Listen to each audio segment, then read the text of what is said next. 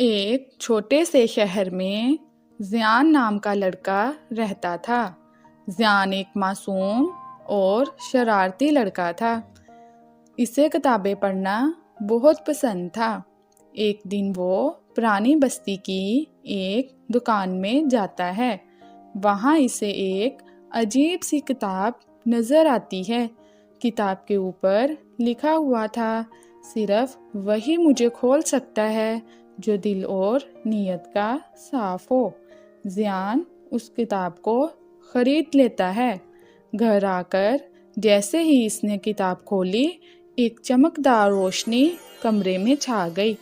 زیان روشنی کو دیکھ کر گھبرا جاتا ہے اور اسے عجیب سی آواز سنائی دیتی ہے۔ تم نے جادوئی کتاب کھول لی ہے۔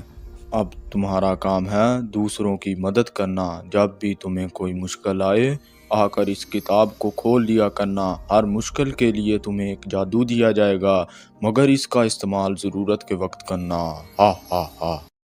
زیان نے ہمت کر کے اس آواز سے پوچھا، اگر میں نے غلط استعمال کیا تو کیا ہوگا؟ تو تمہارا جادو تم سے چھین لیا جائے گا۔ ہا ہا ہا ہا۔ اگلے ہی دن سے زیان کی زندگی بدل جاتی ہے۔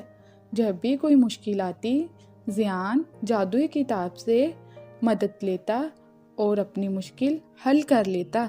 ایک دن شہر میں بڑا طوفان آنے والا تھا۔ ہر طرف اندھیرا ہی اندھیرا چھا گیا۔ سب لوگ گھبرا کر ادھر ادھر بھاگنے لگے۔ زیان نے کتاب کھولی، اسے ایک نئی طاقت ملی اور اس نے اپنی طاقت سے طوفان کا رخ دریا کی جانب موڑ دیا۔ سب لوگ زیان کی بہادری پر بہت خوش ہوئے۔ ایک دن زیان کی ماں زیان کے کمرے کی صفائی کر رہی ہوتی ہے۔ اسے زیان کے کمرے سے وہ جادوئی کتاب ملتی ہے۔ زیان کی ماں اس جادوئی کتاب کے بارے میں کچھ نہیں جانتی تھی۔ اسی وقت اسے ایک ردی والے کی آواز سنائی دیتی ہے، اے ردی والا، 20 روپے کا کلو ردی دے دو۔ زیان کی ماں پرانی کتابوں کے ساتھ ساتھ وہ جادوئی کتاب بھی ردی والے کو بیچ دیتی ہے۔ جب زیان گھر آتا ہے تو دیکھتا ہے تو کمرے میں اسے اپنی جادوئی کتاب نہیں ملتی۔ وہ بہت پریشان ہوتا ہے اور اپنی ماں سے پوچھتا ہے، ماں، آپ نے میری سنہری کتاب کو دیکھا؟ میں نے تو وہ کتاب ردی والے کو بیچ دی۔